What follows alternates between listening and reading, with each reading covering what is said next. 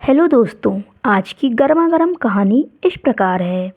नौकर ने मेरे घर की दीवारों पर अपनी उंगलियों से इतना टच किया कि मेरी दोनों दीवारों से पानी निकलने लगा। फिर उसने दोनों दीवारों के बीच अपना 9 इंच का लंबा। दोस्तों, यह रोमांटिक कहानी आप ध्यान से सुनिएगा। और दोस्तों, आपने मेरे चैनल को सब्सक्राइब नहीं किए होंगे तो प्लीज़ कर दीजिएगा। मेरा नाम पूजा है और मैं अभी अभी 18 वर्ष की हुई हूँ। मेरे परिवार में कुल 4 लोग थे, मेरे मम्मी पापा और मेरी एक बड़ी बहन जो लखनऊ में जॉब करती है। मेरे पापा हमेशा बीमार रहते थे, उन्हें पैरालिसिस हो गया था और मेरी मम्मी एक हाथ से कमज़ोर थी। इस कारण से मेरे पापा ने घर का और मेरे पापा का काम करने के लिए एक नौकर रखे थे। मैंने मेरे लोग नौकर नहीं रखते, मैं आपका काम पूरा काम कर दूंगी। लेकिन मेरे पापा कहने लगे, बेटा तू मुझे उठा बैठा नहीं कर पाएगी और तुझे अपनी पढ़ाई भी तो करनी है, इसलिए मैंने यह नौकर रखा है। ऐसा कहकर मेरे पापा ने मुझे चुप करवा दिए। उस नौकर की उम्र लगभग 45 साल रही होगी। वह घर का सारा काम करता था और पापा को उठाना बैठाना और इधर उधर घुमाना यह सब काम करता था। लेकिन वह बहुत चंचल स्वभाव का था। उसकी आंखों में अलग ही नशा था। वह जब भी मुझे देखता तो गंदी नज़रों से ही देखा था। मुझे ऐसा लगता था कि वह मुझे कर न दे। हमेशा वह कुछ ना कुछ सोचते ही रहता था। मुझे उससे डर भी लगता था, लेकिन घर की परेशानियों को देखते हुए मैं उसे कुछ नहीं कहती थी। वह सुबह 6 बजे आता और शाम को 6 बजे अपने घर लौट जाता था। घर की सारी जिम्मेदारियां मेरे ऊपर ही थी। मेरी मम्मी से ज़्यादा काम नहीं बनता था, इसलिए मैं ही खाना बनाया करती थी और अपनी पढ़ाई भी करती थी। मैं बीए फर्स्ट ईयर प्राइवेट कर रही थी और कंपटीशन एग्ज़ाम की तैयारी भी कर रही थी। मेरे घर में 3 हाल नीचे और एक रूम ऊपर था, जिसमें मैं पढ़ाई करती थी और कभी कभी वहीं सो जाया करती थी।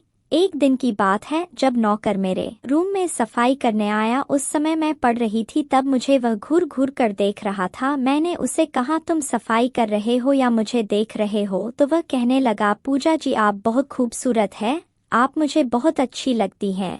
तो मैंने उसे कहा, मैं खूबसूरत हूँ, इसमें कोई शक नहीं, लेकिन तुम अपने काम पर ध्यान दो। फिर वह सफाई करके चला गया। उसका पूरा ध्यान मेरी तरफ ही रहता था। एक दिन मेरे पापा की अचानक तबीयत खराब हो गई और उन्हें दस्त लगना शुरू हो गए। तब मैंने नौकर के साथ मिलकर पापा को बाथरूम तक लेकर गए। लौटते समय उसने मेरा हाथ पकड़ा लिया और मेरी तरफ देखने लगा। मैंने अपना हाथ उससे छुड़ा लिया। फिर मैंने उसे बाहर बुलाकर उसकी जमकर धुनाई की और कहा, अगर तुमने आज के बाद ऐसी हरकतें की तो मैं तुम्हें पुलिस के हवाले कर दूंगी। वह डर गया और मुझसे माफी मांगने लगा। मैं उसे काम से भी नहीं निकलवा सकती थी, क्योंकि वह मेरे पापा की देखभाल करता था। कुछ दिनों तक वह ठीक रहा, लेकिन उसकी हरकतें फिर वही होने लगी। मैंने अपने मम्मी पापा से इसकी शिकायत की। मेरे मम्मी पापा ने उसे घर से निकाल दिए। फिर मैं ही अपने पापा की देखभाल करने लगी। कुछ दिनों के बाद मेरे पापा का देहांत हो गया। यह सुनकर हमारा नौकर घर आया और कहने लगा, मालकिनी यह कैसे हो गया? मालिक तो अच्छे भला थे, और रोने लगा। फिर वह हमारी मदद करने लगा। हम भी परेशानी में थे, इसलिए उसे कुछ नहीं कहे,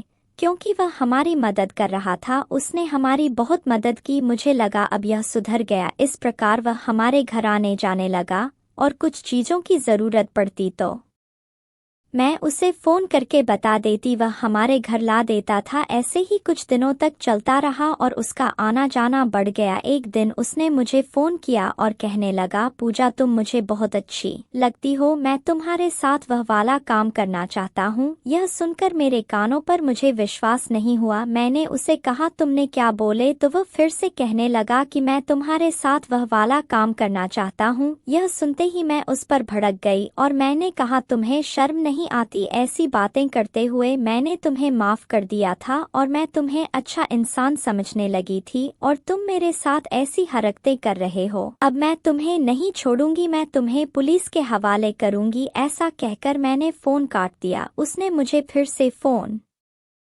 किया, लेकिन मैंने उसका फ़ोन नहीं उठाया। वह बार बार मुझे फ़ोन करने लगा। फिर मुझे मजबूर होकर उसका फ़ोन उठाना पड़ा। तब उसने मुझे कहा, मैंने तुम्हारा अधनंगा वीडियो बनाया हूँ, उसे नहीं देखना चाहोगी? और वह बोला, अगर तुमने मेरे साथ वह वाला काम नहीं किया तो मैं यह वीडियो सबको दिखा दूंगा। यह सुनते ही मेरे पैरों तले ज़मीन खिसक गई। मैंने सोचा, इस कमीने ने यह वीडियो कब बना लिया? मुझे बहुत आश्चर्य हुआ कि उसने मेरा वीडियो बनाया कब। मुझे उसकी बातों पर विश्वास नहीं हुआ और मैंने उसे कहा तुम झूठ बोल रहे हो। तब वह कहने लगा मैं तुम्हें व्हाट्सएप में भेजता हूँ तब तुम्हें विश्वास होगा। और कुछ ही देर बाद उसने वह वीडियो मेरे मोबाइल में सेंड कर दिया। जब मैंने वह वीडियो देखा तो वह वीडियो मेरे बाथरूम का था जब मैं नहा रही थी। मैं उस समय ऐसी स्थिति में थी कि लोग देखकर पता नहीं मेरे बारे में क्या सोचते। लेकिन मुझे बहुत आश्चर्य हुआ कि उसने मेरा यह वीडियो कब बना लिया। मैं यह रात भर सोचते रही।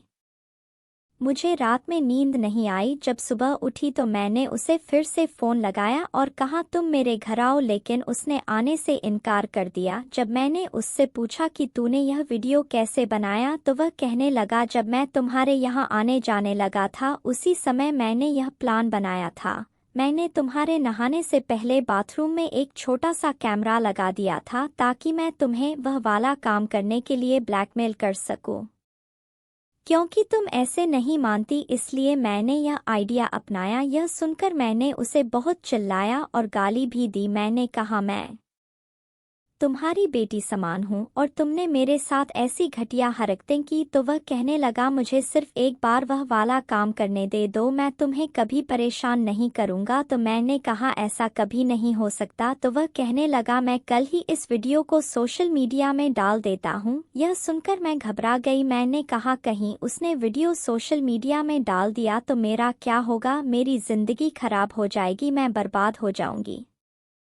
तो मैंने उसे कहा कि मैं तुमसे मिलना चाहती हूँ और मैं उससे मिलने चले गई। जब मैं उससे मिली तो मैंने उसे बहुत रिक्वेस्ट किया कि यह वीडियो डिलीट कर दो, मैं तुम्हें पैसे भी दूंगी, जितना पैसा कहोगे उतना पैसा दूंगी। लेकिन वह कहने लगा नहीं मुझे पैसे नहीं चाहिए, मुझे सिर्फ वह चाहिए। मैंने उससे हजारों बार मिन्नतें की लेकिन वह नहीं माना। फिर मैं घर आ गई। मैंने सोचा यह बात मेरी मम्मी को बता दूं और मैं यह बताने उनके कमरे में गई तो मैंने देखा कि मेरी मम्मी की तबीयत खराब होने से वह बहुत खांस रही थी।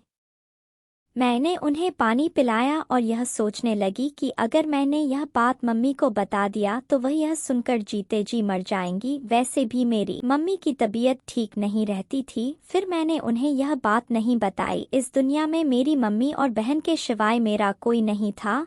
मैंने सोचा कि यह बात मैं अपनी बहन को बता दूं, लेकिन उसे भी बताने की मेरी हिम्मत नहीं हुई। मैंने सोचा कि वह मेरे बारे में कहीं गलत ना समझ ले, इसलिए मैंने उसे भी नहीं बताया। यह सोच सोच कर मेरा सिर घूमने लगा। मुझे रात भर नींद नहीं आई। फिर मैंने सोचा उसकी बात मान ही लिया जाए। मेरे पास में और कोई दूसरा उपाय नहीं था। मुझे मेरी बदनामी से डर लग रहा था। फिर मैंने उसे फ़ोन लगाया और कहा ठीक है मैं तैयार हूँ। फिर वह दूसरे दिन शाम को मेरे घर आया। मेरी मम्मी नीचे वाले रूम में सो रही थी और मैंने उसे ऊपर वाले रूम में लेकर गई। मैंने उसे फिर एक बार मनाया लेकिन वह मानने के लिए तैयार नहीं था। फिर मैंने कहा कि वह वीडियो पहले डिलीट करो, तब वह कहने लगा मैं डिलीट कर दूंगा। लेकिन वह काम होने के बाद फिर मैं वह काम करने के लिए तैयार हो गई। उसने मुझे पकड़ा और गले लगा लिया। फिर उसने अपनी अंगुली से मेरी दोनों दीवारों पर टच करने लगा। कुछ देर बाद मेरी दोनों दीवारों से पानी निकलने लगा। फिर मैं भी मदहोश हो गई। मैंने उसे अपनी दोनों दीवारों के बीच खंबा डालने के लिए कहा। फिर उसने मेरी दीवारों की बहुत खुदाई किया। इसके बाद उसने वीडियो डिलीट कर दिया और फिर मुझे कभी परेशान नहीं किया। इस प्रकार उसने मेरी मजबूरी का फ़ायदा उठाया। दोस्तों, आपको यह कहानी कैसी लगी कमेंट करके ज़रूर बताइएगा। और आपने चैनल को सब्सक्राइब नहीं किया है तो चैनल को सब्सक्राइब करें।